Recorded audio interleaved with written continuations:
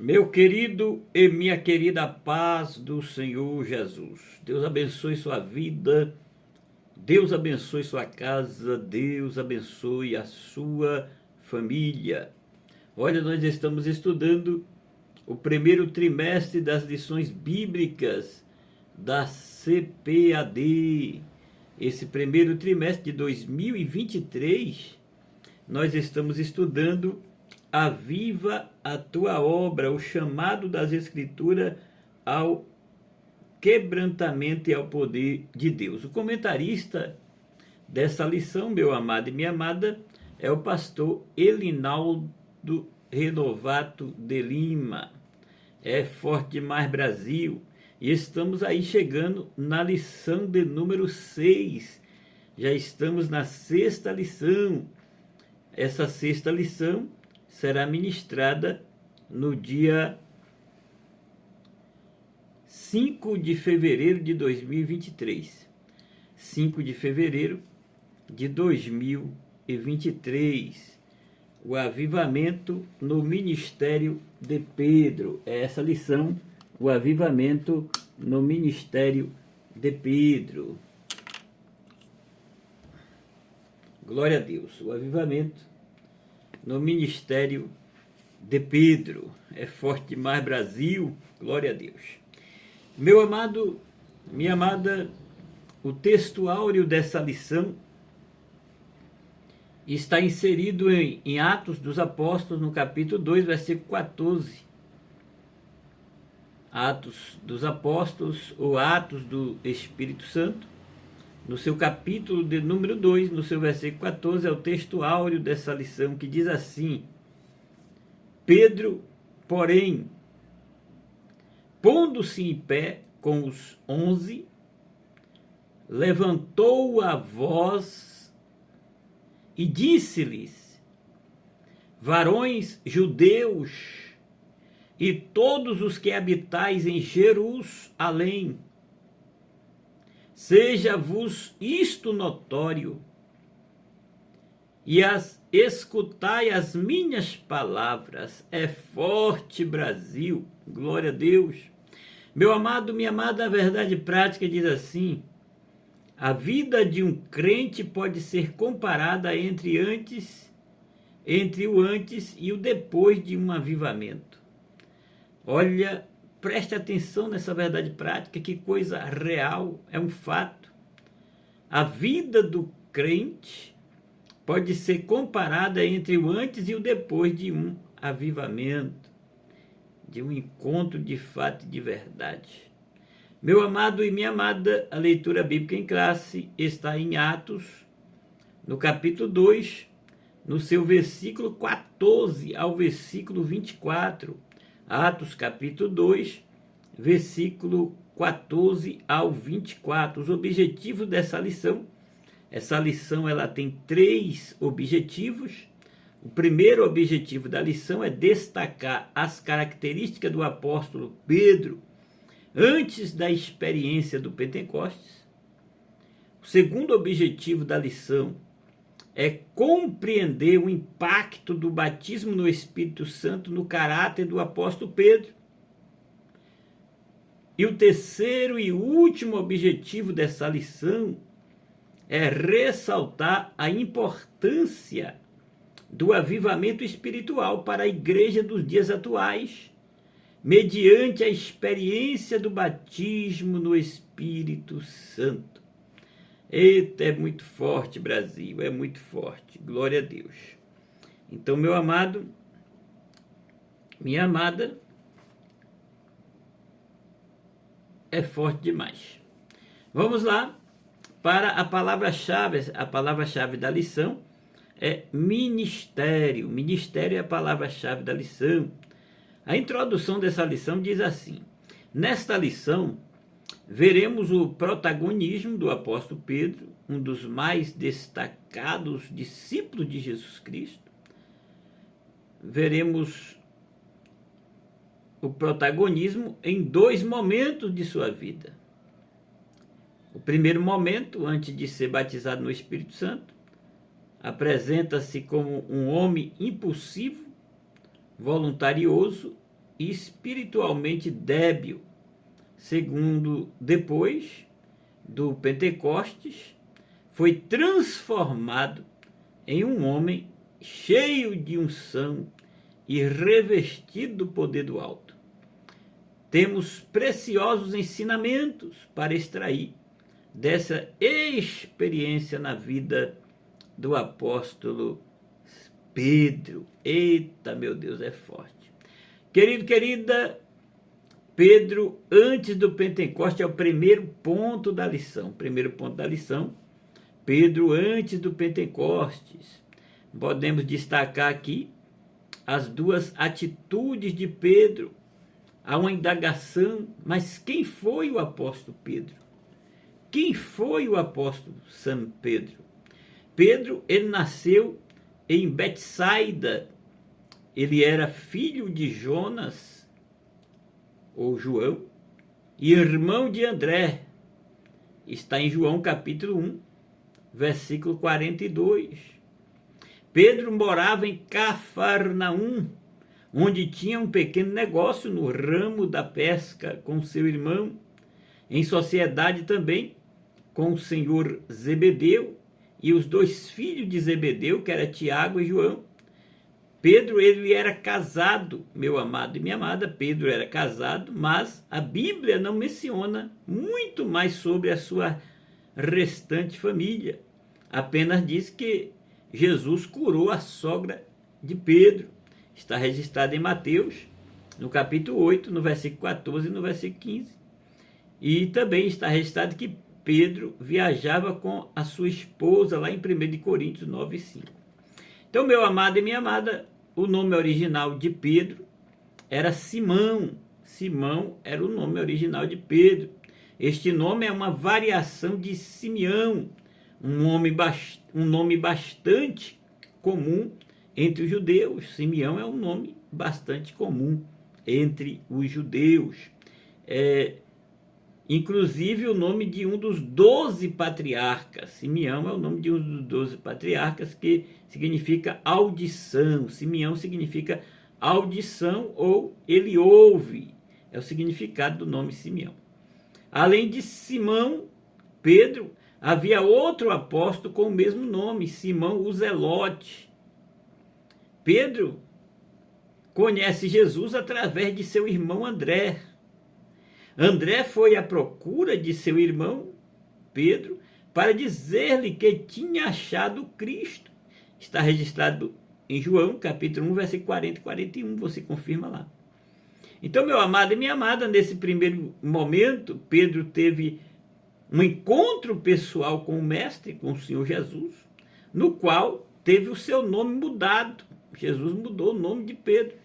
Noutra ocasião, Jesus andava pela praia na Galileia, viu Simão Pedro e seu irmão André e os chamou para serem pescadores de homens.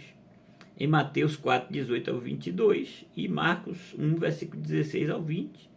No primeiro encontro com Jesus, está lá em João 1, 42, Pedro teve seu nome alterado de Simão para Cefas, nome em aramaico, corresponde a Pedro, é correspondente a Pedro no grego. Cefas no grego é Pedro, que significa pedra, rocha ou cascalho. Em João 1, versículo 42, você confirma aí Jesus mudando aí o nome de Pedro e o levou a Jesus. Jesus olhou para ele e disse: você é Simão, filho de João, será chamado Cefas, que significa Pedro. É forte, Brasil. Pedro é conhecido por seu temperamento forte. Pedro, ele tinha um temperamento forte. Ele era sanguíneo. Pedro é conhecido por o seu temperamento forte e impulsivo. Era um homem simples, acostumado ao trabalho árduo no mar, dia a dia, sob chuva e sol, no calor da dura lida, tal como as ondas que vão e vêm. Pedro também era um homem inconstante e frontal em vários momentos. Homem de atitude pendular, e contrastante. Era assim o apóstolo Pedro. A personalidade marcante de Pedro tornou o seu percurso cheio de altos e baixos. Então a vida de Pedro foi uma vida, antes do Pentecostes, de altos e baixos, de inconstância. Vemos nos relatos dos evangelhos que Pedro teve uma conduta pendular. Ora, ele agia com sobriedade e ora, ele agia sem sensatez alguma. Ora, vacilava e ora falhava feio. Era a vida do apóstolo Pedro. Pedro, ele nega Jesus 3 vezes, é o segundo tópico desse ponto. Momentos baixos na vida de Pedro. Pedro, ele tentou dissuadir Jesus, repreendendo, quando Jesus falou de sua morte e ressurreição, lá em Marcos 8:32. Pedro cortou a orelha de Malco, servo do sumo sacerdote, quando Jesus foi preso lá no jardim, no Getsêmani. Está registrado em João 18, versículo 9 e 10.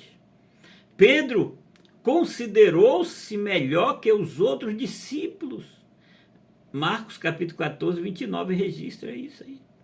Pedro negou a Jesus por 3 vezes em Mateus 26, versículos 69 a 75. Em Jerusalém, no palácio do sumo sacerdote, Pedro negou conhecer a Jesus. Depois de ver os olhos do Senhor e ouvir o galo cantar, Pedro correu e chorou abundantemente, demonstrando tristeza e arrependimento. Talvez ele pensasse que agora já não havia mais esperança para a sua vida. Depois de ter traído ao Senhor, não poderia mais ser chamado de discípulo. Talvez merecesse também ser rejeitado por Jesus, na mentalidade de Pedro. Agora nós podemos constatar alguns momentos altos na vida de Pedro. Como qualquer um de nós, Pedro tinha defeitos e também muitas qualidades, mas em tudo foi aperfeiçoado pelo Senhor Jesus. Mesmo com toda a inconstância inicial de Pedro, Pedro também deu mostras de ser alguém corajoso e ousado. Pedro, como os outros discípulos, deixou tudo para seguir Jesus. Está em Marcos capítulo 10, versículo 28. Ele renunciou tudo para seguir Jesus. Pedro, ele confessou que Jesus era o Cristo, filho do Deus vivo, em Mateus 16, 16. Pedro, ele foi um dos escolhidos para ver a glória de Jesus na transfiguração. Pedro, ele encontrou dinheiro do imposto na boca do peixe, em Mateus 17, 24 a 27. Pedro, o único discípulo que andou sobre as águas, em Mateus 14, 22 a 36. Pedro disse: para quem iremos nós, se só tu tens as palavras de vida, Senhor? Em João 6, 68. Pedro chorou amargamente, reconhecendo o seu pecado, em Mateus 26, 75. Pedro confessou amar Jesus por 3 vezes, em João capítulo 21, versículo 15 ao 17. Pedro falhou gravemente, mas o perdão do Senhor apaga multidões de pecados. Está em 1 de Pedro 4, 8. O anjo no sepulcro, na manhã de domingo, foi bem claro, pedindo que as mulheres avisassem aos discípulos e a Pedro que Jesus tinha ressuscitado, em Marcos 16, 6, 7. O próprio Jesus, que apareceu no jardim, o jardineiro, falou com Maria: diga aos discípulos e também a Pedro que eu estou vivo. Pedro foi incluído? Não foi esquecido de forma alguma. O Senhor não tinha rejeitado, mas lhe perdoara os seus pecados. Ora, da verdade na vida de Pedro, quando o Senhor Jesus pergunta: Pedro, tu me amas? Quando aterram, quando Jesus vem e já tinha preparado pão e peixe assado em brasas. Depois de comer, Pedro foi interrogado por Jesus naquela pesca do capítulo 21 de João, depois da ressurreição de Jesus. Simão, filho de João, você me ama? O Senhor Jesus perguntando. Apacenta minhas ovelhas. Por 3 vezes Pedro foi questionado, mas pela última vez, humildemente confirmou seu amor a Jesus Cristo. Através do amor e perdão do Senhor Jesus, Pedro foi transformado, converteu-se então no seguidor obediente, perseverante e amoroso, entregou-se e estava disposto a dar sua vida por amor ao reino de Deus. Tal como o Senhor Jesus profetizou que seria pescador de homens.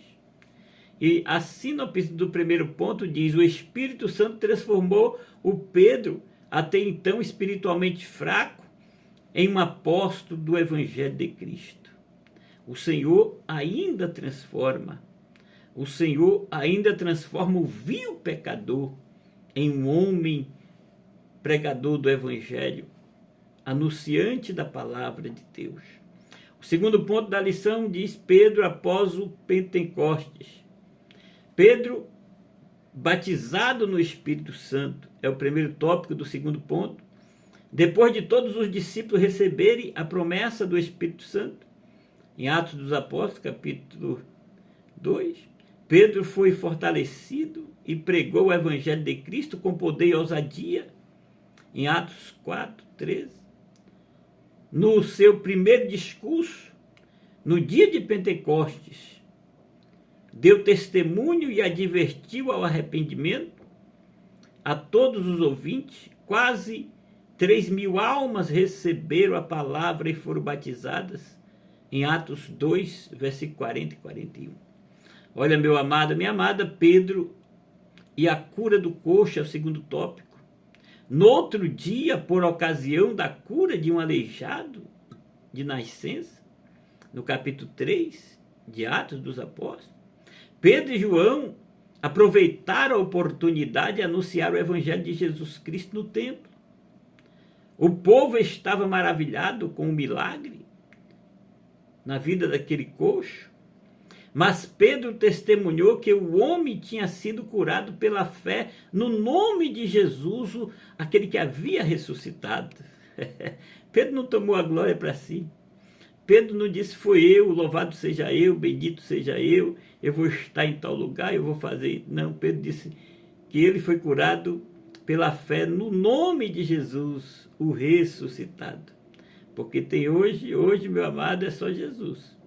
Hoje, os pregadores, principalmente renomados, já faz um vídeo, envia: vou estar aí em tal lugar. Mas se Deus não estiver, se o Espírito de Deus não operar, não acontece nada. Pedro e João foram presos pelos líderes religiosos por causa do testemunho dado acerca de Jesus. Mas cerca de 5.000 pessoas que ouviram a palavra creram. Em Atos dos Apóstolos 4, versículo 4.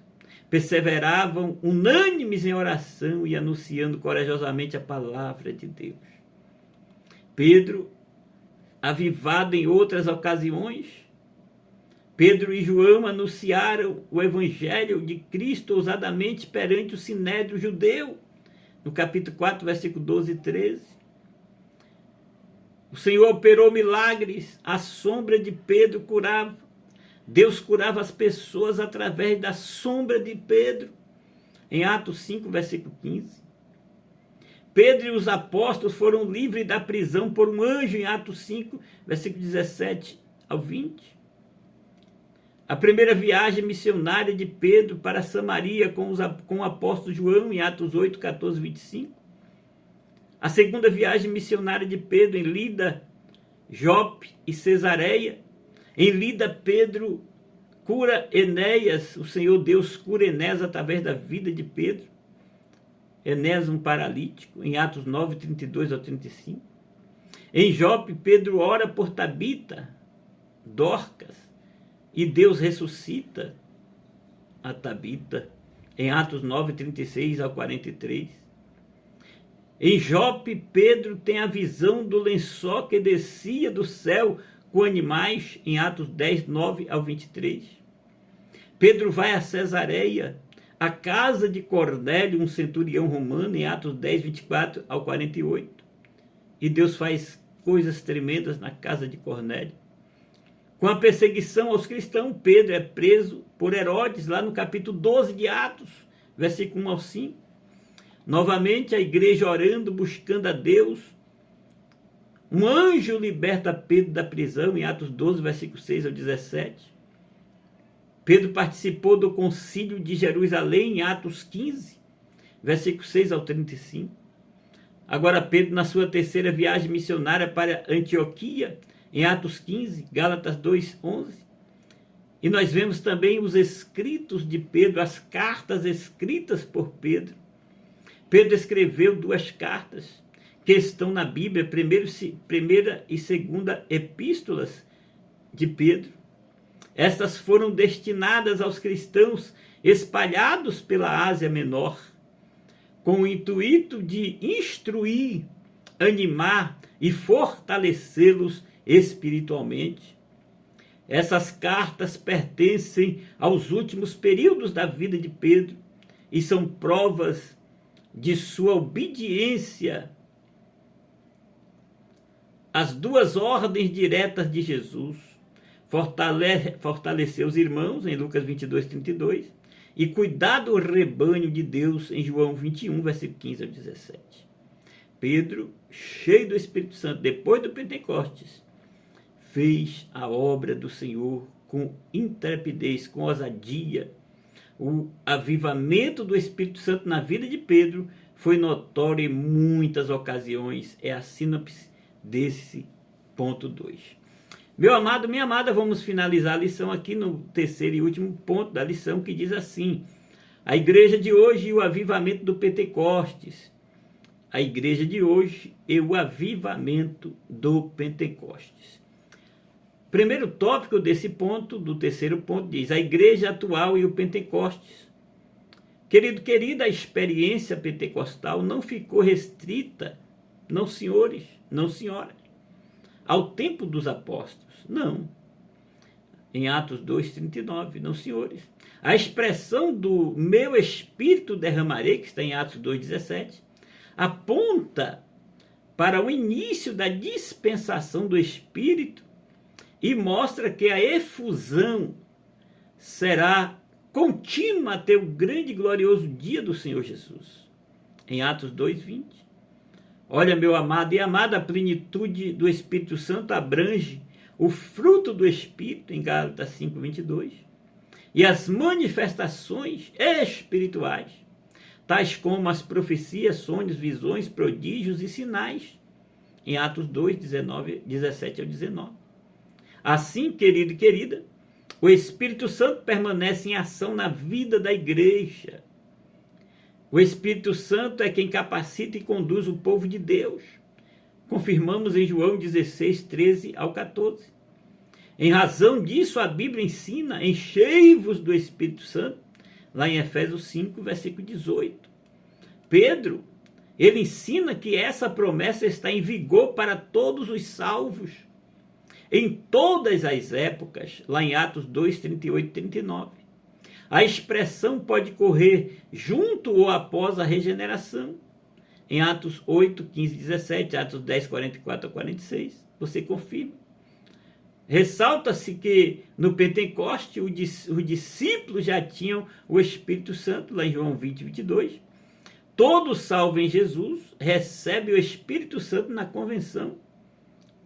Em Gálatas 3, 2. Porém, o batismo no Espírito Santo é espiritual para realizar a obra da expansão do Evangelho. Em Atos 1:8, recebereis poder ao descer sobre vós o Espírito Santo, e ser-me-eis testemunha, tanto em Jerusalém, Judeia, Samaria, até os confins da terra. para uma vida cristã vitoriosa, precisa ser cheio do Espírito Santo. Confirmamos em Atos 6, do versículo 8 ao 10. E a adoração mais profunda, em 1 Coríntios 14, 26.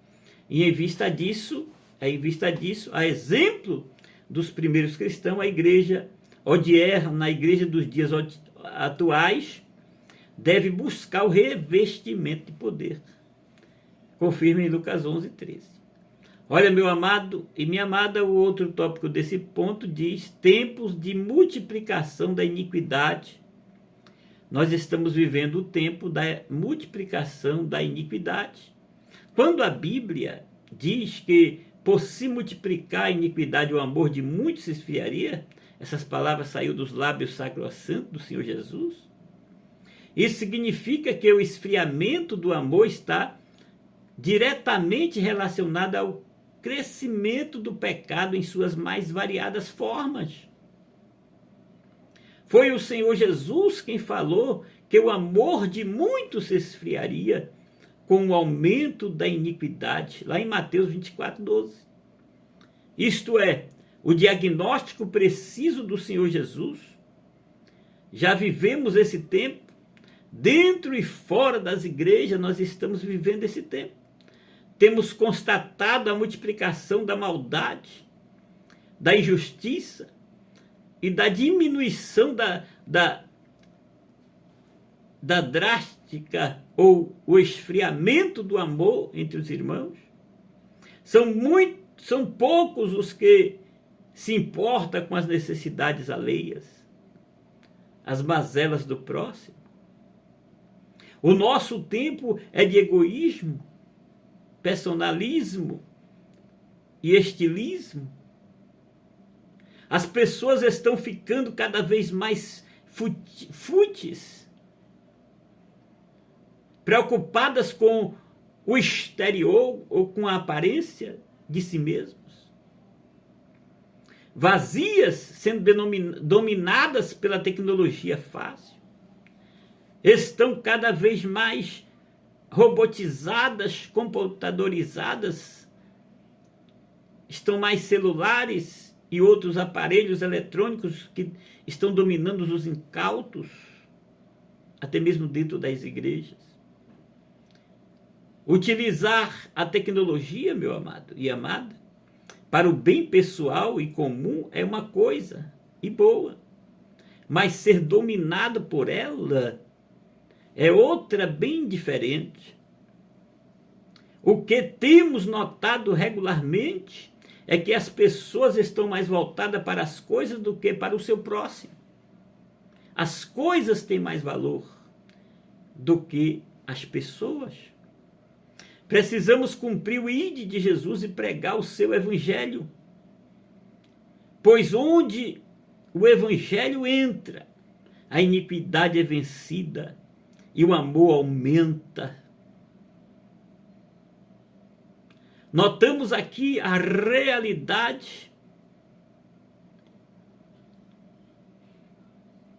Meu querido, e também a radicalidade do evangelho de Cristo, que é o poder de Deus para a salvação de todo aquele que crê. Romanos 1,16.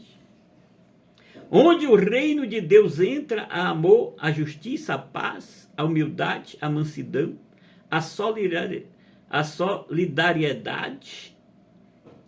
Ela vem em abundância. O amor percorre os meandros da sociedade e da igreja. Por essa razão, temos um compromisso de pregar o evangelho em todo lugar, a todo homem e ao homem todo. Só o evangelho de Cristo, que é o próprio Jesus, que são as boas novas, é capaz de curar a esquizofrenia presente na sociedade e também na igreja.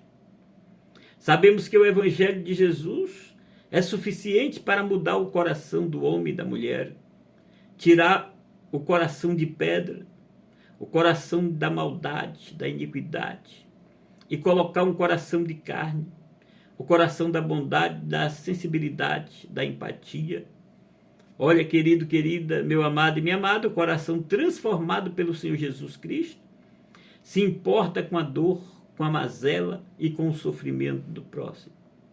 A parábola do samaritano, contada pelo Senhor Jesus, é muito clara nessa direção, lá em Lucas 10, versículo 25 ao 37. Agora, para finalizar, o último tópico do ponto é: a igreja será arrebatada. Em meio a todas essas coisas, esses acontecimentos, a igreja será muito em breve arrebatada. Muito em breve. O arrebatamento vai acontecer quando Jesus voltar para buscar os salvos. Nos últimos tempos, em João 14, versículo 2 e 3, Jesus, ele dará ordem, uma trombeta soará, Jesus descerá à terra, os mortos ressuscitarão e depois os vivos serão arrebatados. 1 Tessalonicenses, versículo 4, versículo 16 e 17. Ninguém sabe quando isso será e poderá acontecer em qualquer momento, a qualquer instante, num abrir e fechar de olhos, num piscar de olhos. Por isso temos de estar sempre preparados para o arrebatamento da igreja. O mais importante do arrebatamento é que vai acontecer um dia e nós cremos que o Senhor virá arrebatar a sua igreja. Saber quando e como não é essencial. Sabendo que vai acontecer, temos uma boa motivação para continuar a seguir a Cristo e endireitar nossas vidas, segundo Pedro 3,14. O arrebatamento, meu amado e minha amada, é a promessa da vida eterna para todos que aceitaram Jesus como seu Salvador, que entregaram as suas vidas ao Senhor Jesus. 1 Tessalonicenses 5, versículo 9 e 10. Olha, querido e querida, a qualquer momento o Senhor virá buscar a sua igreja. Precisamos estar apercebidos. Olhai, vigiai e orai, porque não sabeis o tempo. Querido, a síntese desse terceiro ponto diz: o avivamento espiritual é uma necessidade imediata da igreja que aguarda esperançosa pelo grande dia do arrebatamento. A conclusão dessa lição: o ministério do apóstolo Pedro mudou completamente após ser revestido do poder de Deus.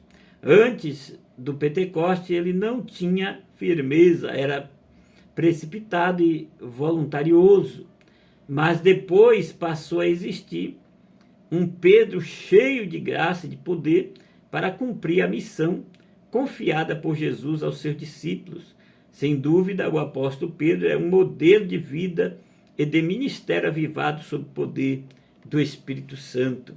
Então, é como Paulo disse, 2 Coríntios 5,17, que aquele que está em Cristo, nova criatura é.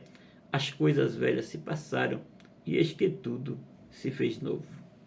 Deus te abençoe, Deus te guarde, Deus te ajude.